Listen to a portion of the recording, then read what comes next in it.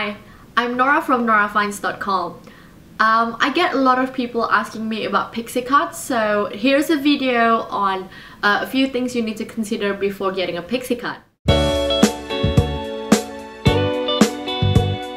The first thing that you need to consider is what type of hair do you have.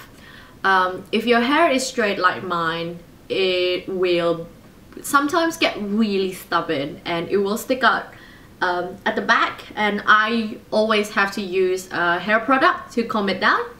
If your hair is curly, you will probably get a little bit of texture and a little bit of volumes around the top, so that will determine what kind of pixie cut you're gonna get. The second thing that you need to consider is a good hairdresser.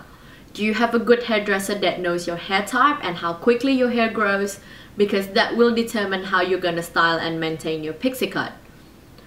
You will also want to chat to your hairdresser about whether or not you're going to go for a gradual chop or you're going to just go for it and go for a drastic pixie cut. The third thing that I want to talk about is maintenance and styling. A pixie cut means you have to cut your hair every 5 to 6 weeks to maintain the shape, but it also means that you will need less than 5 minutes to get ready in the morning. I have to wear hair product every day, which means I wash my hair in the morning, and by the time I finish doing my makeup, my hair is usually dry and ready for hair gel. The fourth thing you need to consider is there is nowhere to hide your face.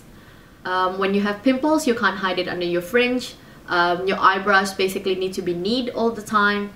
And sometimes you might feel like your clothes make you look like a little boy, so maybe you need to put a bit of makeup on. Number 5, hair accessories will become your friends. You might feel like you're a bit plain sometimes, but that is when you become friends with hats, hairbands, and berets, and headscarf. Number 6, why are you getting a pixie cut now? You need to think about whether or not you have any events coming up in your life that requires you to have long hair. I know this sounds silly, but if you've promised your best friend that you're going to be bridesmaids, maybe you need to talk to your friends about it. If you have prom coming up, maybe you want to be able to style your hair a bit differently. So think about why you're doing it and do you really have to do it right now. Number 7, which is the last thing but the most important. At the end of the day, it's just hair. You might get a pixie cut and love it, that's great. But you might get a pixie cut and you might think, oh my god, what have I done?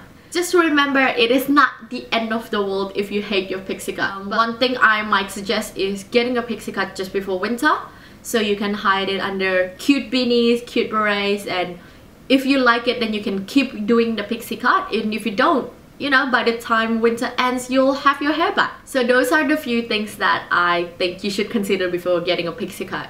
If you still want to do it, good luck. I hope you like it and let me know. Bye!